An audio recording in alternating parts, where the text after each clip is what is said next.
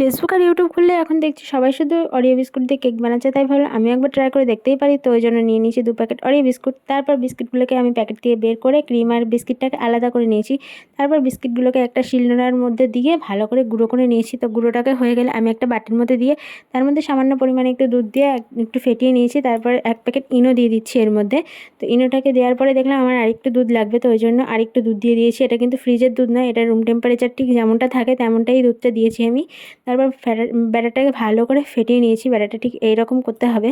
তো তারপরে আমি দুটো বাটিতে একটু তেল লাগিয়ে তারপর এই ব্যাটারটাকে বাটির মধ্যে দিয়ে দিচ্ছি। ব্যাটারটাকে বাটির মধ্যে দিয়ে একটা তাওয়ার উপর দিয়ে আমি একটা থালা দিয়ে ঢেকে দিয়েছি 5 মিনিটের জন্য।